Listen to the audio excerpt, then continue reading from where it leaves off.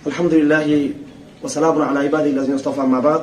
A'udhu billahi minash shaitanir rajim. Bismillahir rahmanir rahim. إذا جاء نصر الله والفتح ورأيت الناس يدخلون في دين الله أفواجا فسبح بحمد ربك واستغفر إنه كان توابا صدق الله العظيم. সুপ্রিয় আমাদের আল কোরআন দার্সের সাথী ভাইরা, আমরা আপনাদেরকে আগে ঘোষণা দিয়েছিলাম যে আজকে আমরা কোরআনের বয়ানে বিজয়ের কনসেপ্টটা তুলে ধরব। কোরআনের বয়ানে বিজয়ের কনসেপ্ট। এই মাত্র কয়েকদিন আগে আমাদের দেশে বিজয় দিবস পালিত হয়েছে এবং মুসলিম দেশে প্রতিটা দেশে স্বাধীনতা দিবস পালন করা হয় আনুষ্ঠানিকভাবে। এখন এই দিবসগুলোর ব্যাপারে কোরআনের বয়ান কি, ইসলামের বিধান কি বলে, আকীদার মানদণ্ড সেখানে আমাদের অবস্থানটা কি হওয়ার দরকার, এই বিষয়টা আমাদের জন্য বোঝার দরকার আছে কিনা, এটা এবং সেটা মৌলিক বিষয় নাকি এটা একটা খণ্ডিত আংশিক বিষয় যে এটা না হলে চলে, বিষয়টা কি এরকম? এটার সাথে আমাদের আকীদার প্রশ্ন জড়িত, আমাদের আমলের প্রশ্ন জড়িত আছেই। সেখানে অপসংস্কৃতি আছে, গান বাজনা আছে, বিভিন্ন রসম আছে, কুসংস্কার সেখানে আছে, জাহেলিয়াতের বিভিন্ন আনুষ্ঠানিকতা সেখানে আছে, এগুলো কবিরা গুনাহ। কিন্তু এই দিবসগুলোর যে দর্শন, এই দিবসগুলোর যে একটা তার যে জাতীয়তাবাদী তার যে ফিলোসফি আছে, তার যে একটা আইডিওলজি আছে নিজস্ব, ওই জায়গাটার সম্পর্ক কিন্তু আকীদার সাথে সম্পৃক্ত। এই যে একজন মুসলমানকে বিজয়ী শব্দ বাংলাদেশের মুক্তিযুদ্ধের বইয়ে না খুঁজে, পাকিস্তান, সৌদি আরব, মিশর, দুবাই, অন্যান্য মুসলিম বিশ্বের পতাকাতে না খুঁজে, এই বিজয়টাকে মুসলিম বিশ্বের মানচিত্রে না খুঁজে, এই বিজয়টাকে মুসলিম বিশ্বের ওয়ার্ডে না খুঁজে, বিজয় শব্দটাকে কোরআনের ওয়ার্ডে আমাদেরকে খুঁজতে হবে, কোরআনের অভিধান আমাদেরকে খুঁজতে হবে। আমরা বিজয় সম্পর্কে কয়েকটা শব্দ পেয়ে থাকি কোরআনে। একটা আল ফাতহ, আল ফাতহ, আল ফাতহ নামে একটা সূরা আছে না নাই? আমরা একটা শব্দ পাই আন-নসর, সাহায্য, এটাও বিজয়ের কাছাকাছি শব্দ। আমরা একটা শব্দ পাই থাকি কোরআন কারীমে ইজহার, লিইয়ুযহিরাহু আলা দ্বীনি কুল্লি ওয়াল্লাযী আরসালা রাসূলাহু বিল হুদা ওয়া দীনিল হক লিইয়ুযহিরাহু আলা দ্বীনি কুল্লি। আল্লাহ পাক তার রাসূলকে পাঠিয়েছেন যেন রাসূল তার দ্বীনকে অন্যান্য সমস্ত মতাদর্শের উপরে, দ্বীনের উপরে কি করেন? বিজয় করেন। এই শব্দগুলো কোরআন আমরা পেয়ে থাকি এবং কোরআনের এই শব্দগুলোর সাথে সাথে একটা প্রেক্ষাপটও কিন্তু কোরআন বয়ান করা আছে। যেমন সূরাতুল ফাতহ, সূরাতুল ফাতহ, আউযু বিল্লাহি মিনাশ শাইতানির রাজিম, বিসমিল্লাহির রহমানির রহিম, ইন্না ফাতাহনা লাকা ফাতহাম মুবিনা লিয়াগফিরা লাকাল্লাহু মা তাকাদ্দামা মিন যামবিকা ওয়া মা তাআখার ওয়া ইউতিম্মা নি'মাতাহু আলাইকা ওয়া ইয়াহদিয়াকা সিরাতান মুস্তাকিমা। সূরা ফাতহ আছে কিনা? তো এই যে সূরা ফাতহ, এটা শুধু সূরা না, বরং তার সাথে একটা প্রেক্ষাপট জড়িত আছে। সূরা হুদাইবিয়ার ঘটনা এখানে উল্লেখ করা হয়েছে।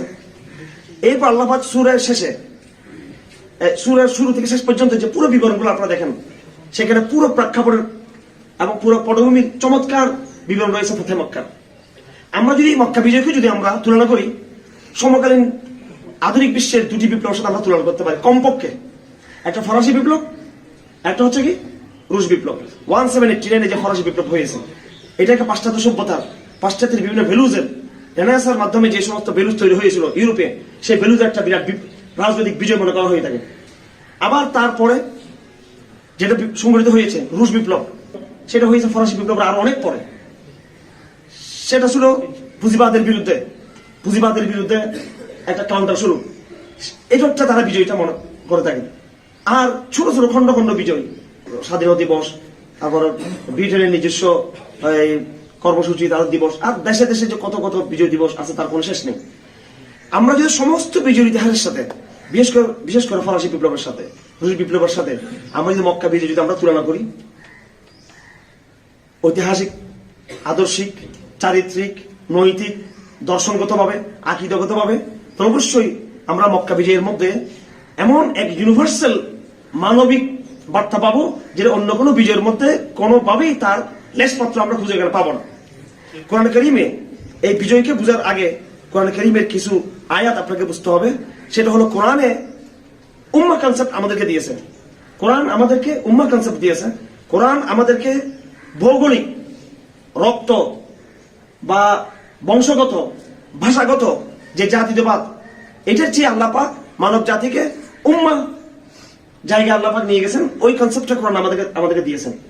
ওয়াইন আল্লাহ পাক বলেন ওয়াইন নাহাজি উম্মাতুকুম উম্মাতুন ওয়াহিদা ওয়া আনা রাব্বুকুম ফাবুদুন, যে ওয়াইন নাহাজি উম্মাতুকুম উম্মাতুন ওয়াহিদা, যে এই উম্মাহ হলো এক উম্মাহ, ওয়া আনা রাব্বুকুম ফাবুদুন, এবং তোমরা আমার ইবাদত করবে, আমার ইবাদত করবে।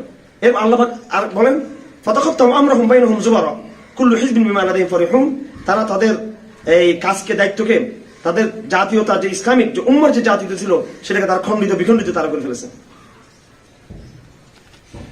আপনারা এখানে দেখতে পাচ্ছেন এই যে আমাদের লোগোতে আউযু বিল্লাহি মিনাশ শাইতানির রাজিম, হাযা বায়ানুল লিন-নাস, হাযা বায়ানুল লিন-নাস, তরজমা আছে দিস অর্থাৎ Al Quran is plain statement for mankind, for mankind. এটা একটা ইস্তেহার পুরো মানব জাতির জন্য, এটা ইস্তেহার প্লেন স্টেটমেন্ট ফর ম্যানকাইন্ড, পুরো মানব জাতির জন্য।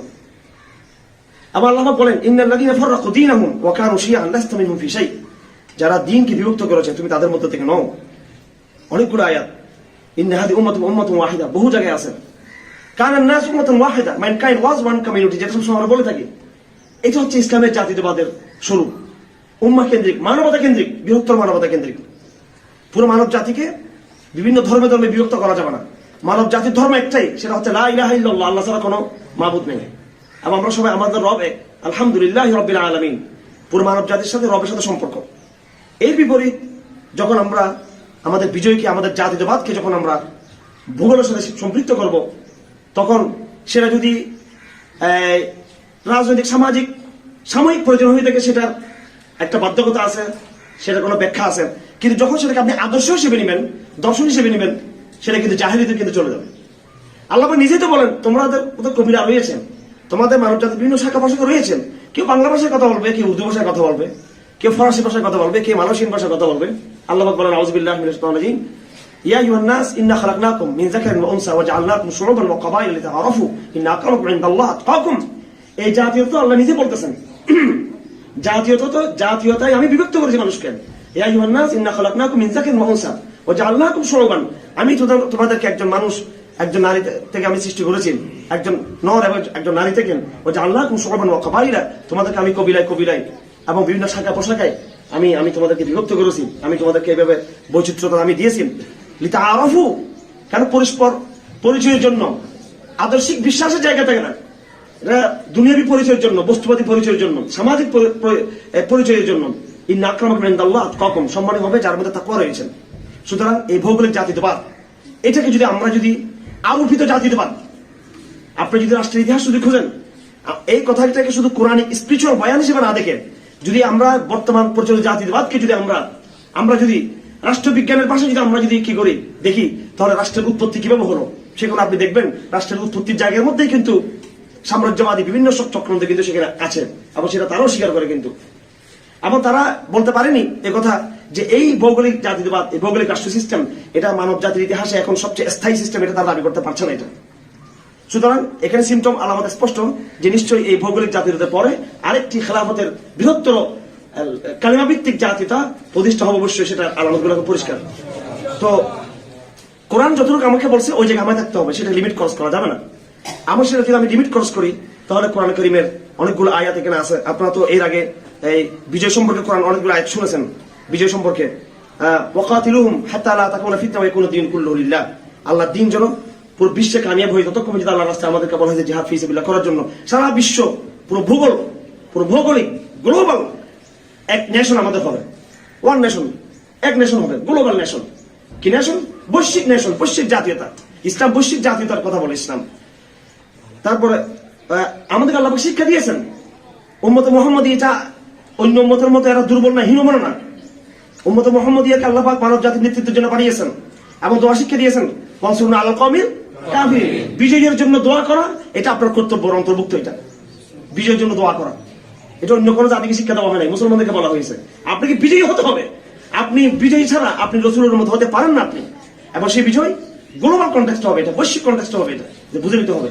আমাদের যে মূল জাতীয়তার যে জায়গা, বৈশ্বিক চরিত্র, ওই জায়গা আমাকে বুঝতে হবে।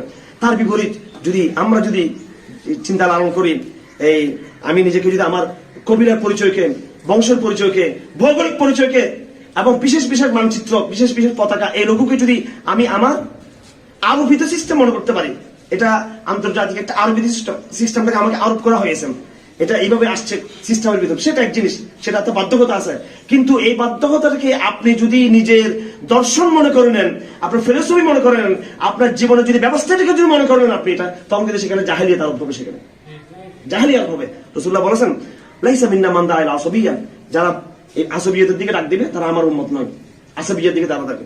ওয়ালাইসা মিন্না মান কাতালা আল আসবিয়্যা, আসবিয়্যের জন্য যারা লড়াই করবে তারা আমার উম্মত না। ওয়ালাইসা মিন্না মান মাতা আল আসবিয়্যা, আসবিয়্যের চিন্তা ধরে যারা মারা যাবে তারা আমার উম্মত না। আসবিয়্যা মানে এই ধরনের জাতীয়তা। এবং রাসূলুল্লাহ বলেছেন এই জাহেলিয়া ইসলামের পরেও কিন্তু জাহেলিয়া কি হতে পারে, আরো হতে পারে। আমরা মনে করি আমরা ইসলাম গ্রহণ করেছি, এখন আমরা জাহেলিয়াত আমাদের মধ্যে কাজ করবে না, না, জাহেলি ইসলামের পরেও কি হতে পারে। মুসলমান হইও আপনি জাহেলিয়াতে থাকতে পারেন।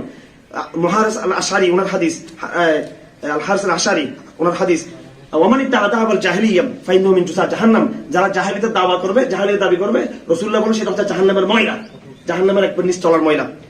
ফাকাল রাজুল ইয়া রাসূলুল্লাহ, একজন বলল হে রাসূল ওয়া ইন সাল্লা ওয়া ইন সামা, যদি সে নামাজ পড়ে রোজা রাখে তাও কি সে জাহেলিয়াতের মধ্যে থাকবে? রাসূলুল্লাহ বলেন ওয়া ইন সাল্লা ওয়া ইন সামা, যদি সে নামাজ পড়ে, যদি সে রোজা রাখে, তারপরে সে কি জাহেলিয়াতের মধ্যে সে লিপ্ত হতে পারে। তো এরপর রাসূলুল্লাহ বলেন ফাদউ বিদাআল্লাহ, তোমরা ওই ডাকে ডাক দাও যে ডাকে আল্লাহ পাক ডাক দিয়েছেন। কি তিনি বলেছেন আল্লাযী সাম্মাকুম মুসলিমিন, তিনি তোমাদেরকে মুসলিমিন মুমিনিন ডাক দিয়েছেন। ইবাদাল্লাহ, আমার বান্দারা। আমাদের পরিচয় কি? আমরা মুসলিমিন, আমরা মুমিনিন। সুতরাং আমার মুসলিম, এরপর আমি বাঙালি, এরপর আমি কি বাঙালি, আমি মুসলিম, এরপর আমি ইরানি, এরপর আমি Malaysian, American, Britain, I Muslim then others. আমি আগে মুসলিম। যদি আপনি বলেন আমি আগে বাঙালি পরে মুসলমানদের পরিচয়, আপনি জাহেলিয়াতের মধ্যে পড়ে গিয়েছেন। আপনার নাওয়াজুল ইমানে আপনি অন্তর্ভুক্ত হয়ে গেছে, আপনি ইমান ভঙ্গের কারণ সময় একটি কারণ আপনি গ্রহণ করে নিয়েছেন। আপনার ইমান কিন্তু ওই জায়গায় গিয়ে, সেখানে অনেক ক্ষেত্রে গিয়ে যদি আপনি বুঝে শুনে করে থাকেন এগুলো, তাহলে কিন্তু রিদ্দা আরোপ হয়ে যাবে আপনার উপরে। ঠিক আছে?